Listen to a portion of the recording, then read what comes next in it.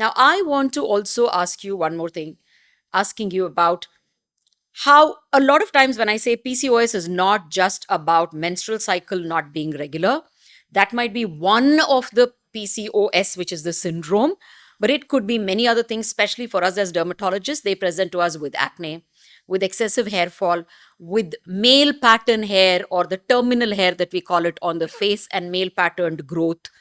They also end up presenting with obesity, like you said, excessive weight, where it is difficult for them to lose weight. All of this comes in together and may or may not be also with period cycle irregularities.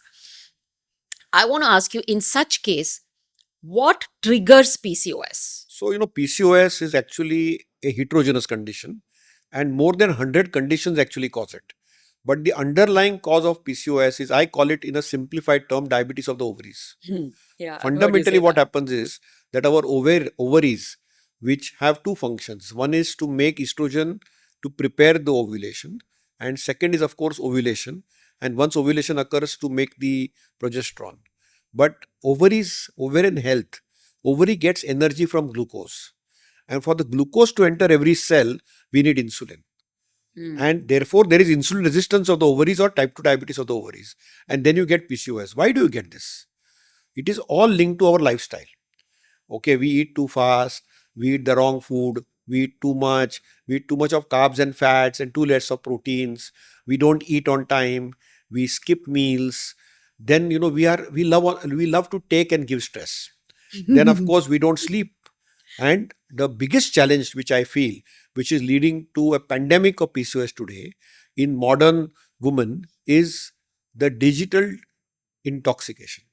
They are addicted to devices, whether it's their mobile phone or whether it is their computer or whether it is their video game or whether it is a television camera. So we are digitally intoxicated. So if you see from a lifestyle perspective, it is a sedentary habit. We have become sust and mast. Yeah. Okay, we are eating all the wrong foods, the fried foods, the fast foods of the world, which are all being reflected as acne and all the skin issues which we see, because everything which you eat is reflected on your skin.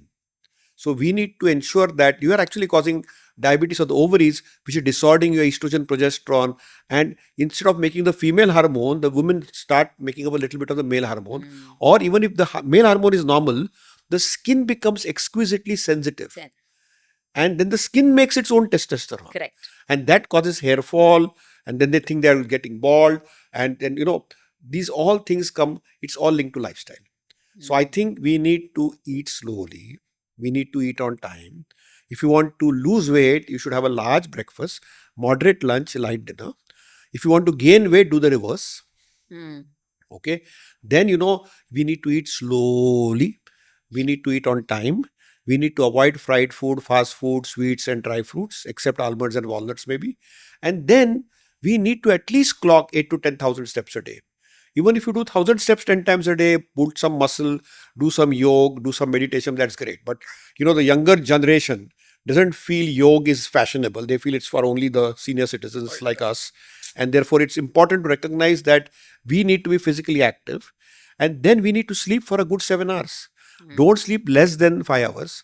Don't sleep more than 10 hours. 7 hours is the optimal time of sleep. And if you're snoring, go to a doctor.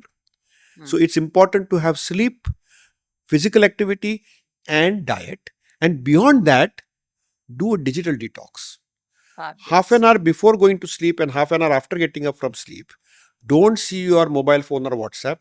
Don't see any television camera or a screen. And beyond that, also de-addict yourself from tobacco, smoking, alcohol, or any other addiction you have. So it's very, very important to recognize. And this digital detox now, do you know what it is called? It is called dopamine fasting.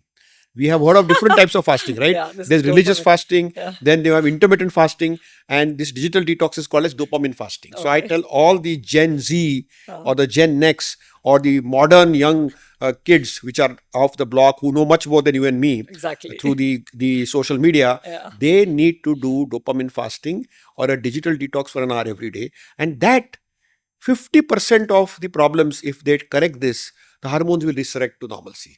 Then, of course, they need people like you.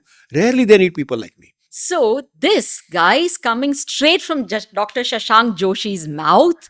What do you do for PCOS and why does it happen? How can you prevent it? Don't be sust and must. Do a digital detox, which is dopamine detox. And three, don't give and take stress. So, three most important things.